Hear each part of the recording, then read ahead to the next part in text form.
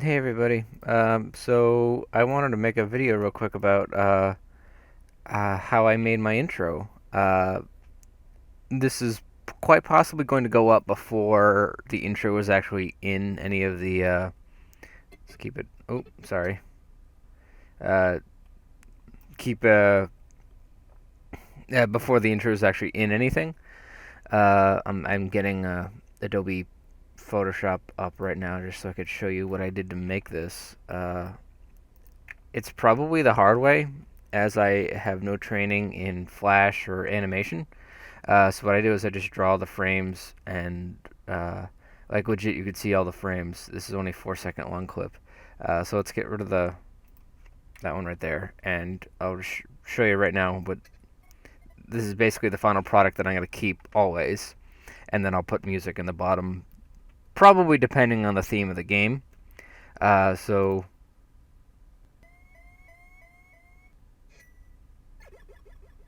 and that's it. Uh, I have the black slag on top. You can see it's in that corner right there. Because if I delete that, which is okay if I do, because see that I literally had to. Let's make this smaller. Bring this over. Make that big. Get my folder. Uh, just to show you. So intro. I literally had to do this. So here's the first intro. So for some reason, my Photoshop only allows me to export 20 frames at a time to make a GIF. So I literally just made. I had to. I literally made. I have me that my friend drew me, Frisia, and she made me this black eyes. So I changed the eyes to golden brown, and so I had the grid on, and you'll notice that it's aligned exactly to the grid, like the end of the hair. Oh, the end of the hair doesn't really matter, but all these are two, like this. This shadow ends on this grid. That's where his hair point is right here about. So they're all two apart, and it moves at one. So what I literally did, actually, I wonder if I can bring up the other one that has everything. Oop, not that. This right here. Open that up. So, oh, this doesn't even have it. I had to go back and forth um, between one and another because each frame has to have a black background, and then each moved whatever amount that I needed it. So I literally had to like have a black background compounded with the images here. I basically just took my avatar and I press Control U in Photoshop. Oh, I need to have a layer selected. I don't know why I came over here. And so what I did for the blue shift, for the first blue shift, it's 200, I think. Yeah, and oh, it's colorize. Shut up, colorize. So it's 200, which is blue, full saturation. And then for the first one, I kept the lightness 0. Then I went negative 30, and then I went negative 60. And on a couple of them, I did go negative 90, but you could barely see it since I already, because once I make it a darkness already, like if I left this at 30 darkness and went okay, and then did it again, negative 30 actually makes it darker, so it's like a third percent darker anyway. So by the time I went negative 30, negative 60, and then went negative 90, it was basically black. So I didn't do that at all. Uh, so I animated. I had each of those. I had four shadows. I had to pitch shift them each color wise and move. They were all already in position. I just had to like turn the layer on so that they were visible, and so that I made each image and then I cut it into a different one, which is this one right here, so that the image seemed like it was moving as I turned on the layers. And I can only fit 20 frames in a GIF of this size. This is 800 by 450. at 100 resolution, and so I had to make multiple ones.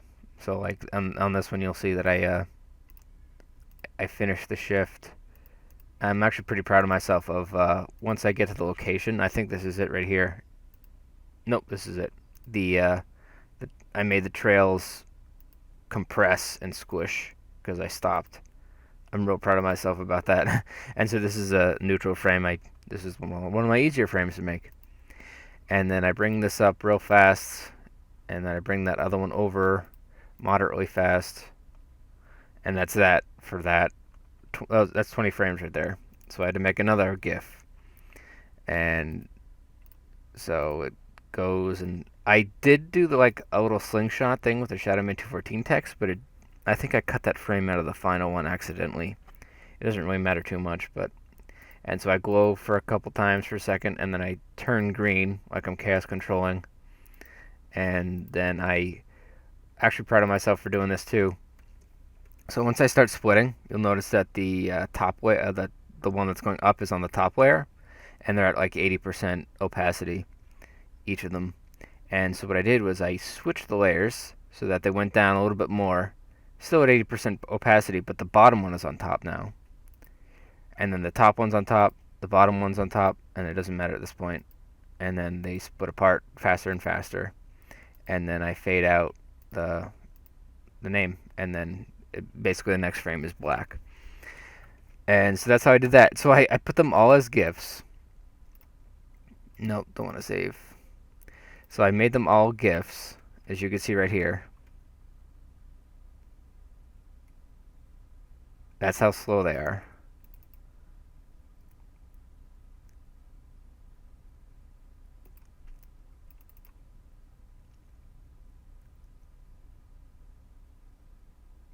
So I did intend for the whole thing to be a little bit slower. This is obviously faster. But when I put it into Photoshop, I literally had to zoom in all the way. I had to record those like I'm recording right now. I had to record me playing each of those GIFs, as you can see right here. I recorded the GIFs at full screen. That's why it's a little fuzzy too. Uh, and then I friggin' maybe I should re-record. Oh, I'd have to redo the whole thing. But I chopped each up in every single frame. You'll see here.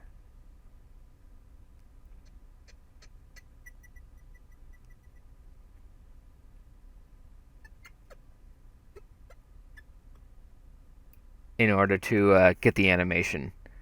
So this isn't every frame like every one of those layers that I made. This is me recording it and then chopping them all up into frames and then redoing it basically. It was a pain in the ass because for some reason Premiere doesn't want to import GIFs.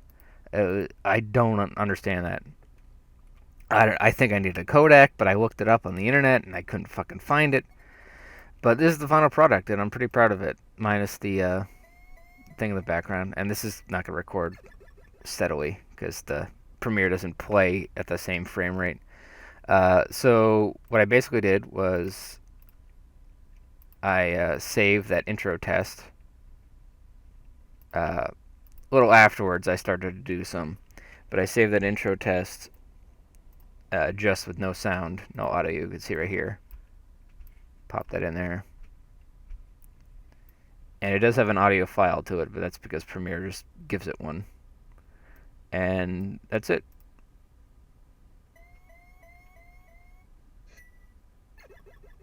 And so that's it. That's basically what it is. And I've already put a couple. Like I started with this machine. That's the one I uploaded already. I'll probably upload the other ones. I'm gonna ask my friends. I'm gonna take a survey consensus to see either which one is the best. I think of the Mega Man X intro stage is gonna be the best one. Uh, but I might just do it like a theme. This machine worked well, uh, but I don't know if it would work like always. Like I want to kind of have like a theme that always is there, but I think I'm just gonna keep that as this with the sound effects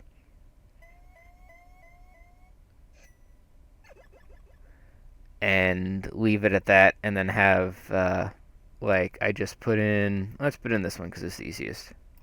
I have to do the least amount of work. So the music starts about there. We cut that, delete that, move it over. Uh, delete this about here. Tell it to fade out.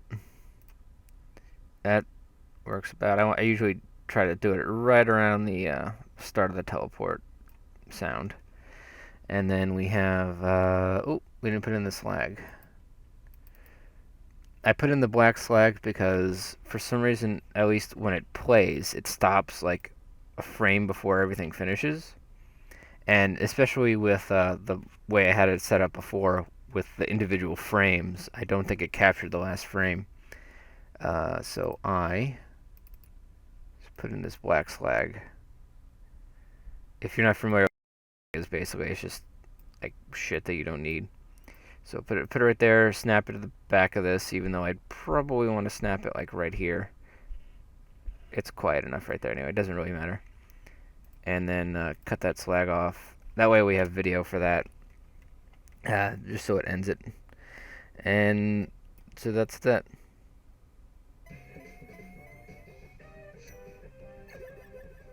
Now looks like a pretty good intro to me. I'd volume down this a little bit more.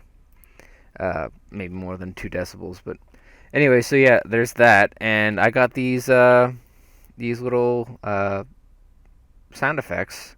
So I wanted something like this. That's like when I went into it thinking that I wanted. There is a different. I call this a may may may may sound. Uh, there is a different one that an enemy makes in Link to the Past, but I think that one's probably the best. And